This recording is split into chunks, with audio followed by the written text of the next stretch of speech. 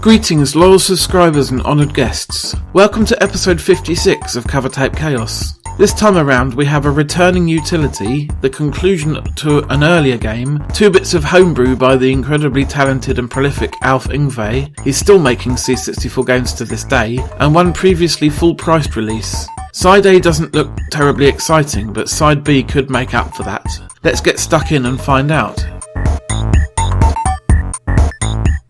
Now then, way back when, I don't exactly recall which issue it was, you may remember a sprite editing utility called Frost, which stands for Format's Really Original Sprite Thingy.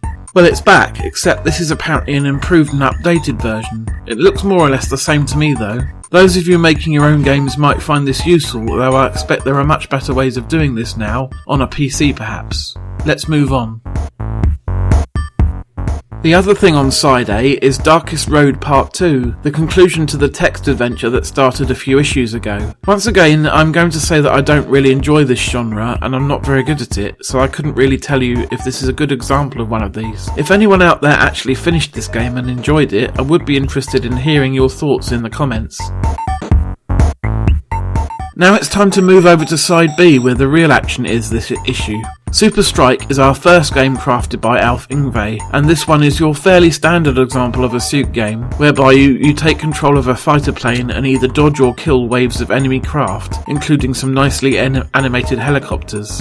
It suffers from all the usual drawbacks of a game running on a fairly early version of the SEUCK engine, including slowdown when things get really busy, but it is still a lot better than many of the C64 shooters I have played. I like the bosses, such as the alien ship and the space shuttle, and I thought the semi-constructed skyscraper was very nicely drawn.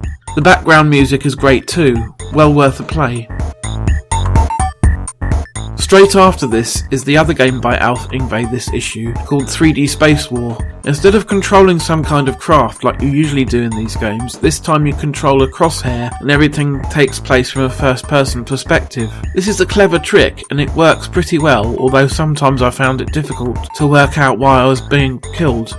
As for the genre, we're firmly in science fiction territory here, Star Wars to be exact, with enemies that strongly resemble TIE fighters. 3D Space War is an impressive example of how you can creatively work around the limitations of SEUCK and come up with something new, and it's all the more impressive to see that this was originally made in 1989.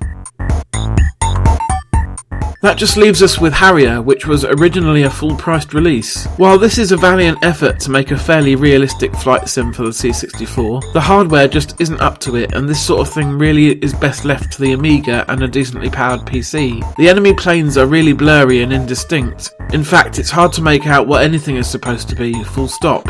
The game is more accessible than I expected it to be. It's easy to take off and shoot, but other than that, the C64 really does struggle to handle things, and the gameplay just isn't very fun. So that brings us to the end of another tape. The 2 shooters by veteran SEUCK creator Alf Yngve were definitely the highlight this time. I personally enjoyed Super Strike more because after a bit of practice I got pretty good at it. I'll see you again in 2 weeks' time for a look at Power Pack 57. In the meantime, take care.